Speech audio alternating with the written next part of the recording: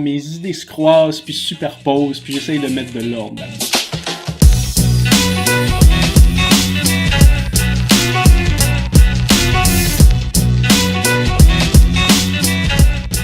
Comment est-ce que je peux donner un meilleur service à nos membres? C'est constamment la question que je me pose, puis c'est au cœur de notre business puis du projet d'engrenage. Mais pour donner un meilleur service, il faut commencer par savoir qu'est-ce qu'on veut donner à nos membres.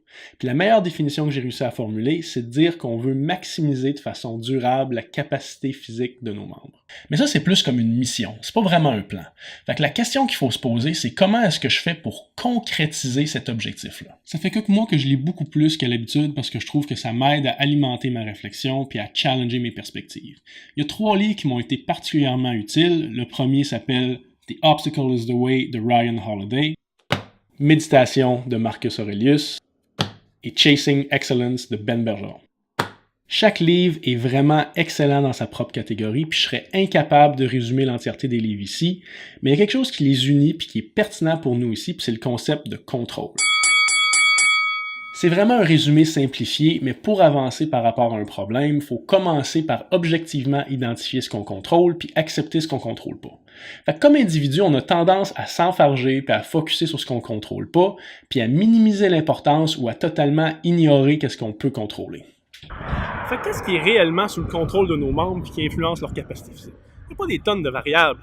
Tu as l'attitude ou la psychologie, tu as l'alimentation, tu as l'entraînement lui-même, après ça tu as le sommeil, la récupération, puis tu as toutes les relations qui influencent l'entraînement, les gens avec qui tu t'entraînes, puis aussi, puis surtout, la relation que tu as avec ton coach. Ça peut vraiment paraître comme une évidence de considérer ces variables-là quand je les énumère, mais la réalité, c'est que ça me simplifie vraiment la vie quand je pense au concept de contrôle. Parce que quand on identifie ce qui influence un membre, on identifie aussi ce qu'on devrait prendre en considération quand on a à prendre des décisions comme coach puis comme entreprise. Fait qu'on peut mesurer la qualité d'une décision d'entreprise en se demandant est-ce que ça aide à responsabiliser nos membres puis est-ce que ça les aide à progresser par rapport aux variables qu'on a identifiées.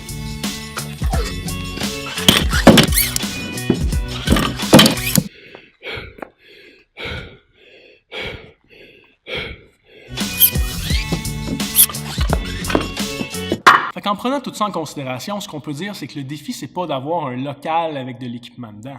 Le défi, c'est de systématiquement identifier les variables qui influencent la capacité physique de nos membres, puis de systématiquement accompagner les membres dans leur progression étape par étape en priorisant ce qui a le plus d'importance pour eux dans leur progression. Fait que ce que je dis dans le fond, là, c'est pas qu'on a déjà toutes les bonnes réponses. Ce que je dis, c'est que je pense qu'enfin, on commence à se poser les bonnes questions.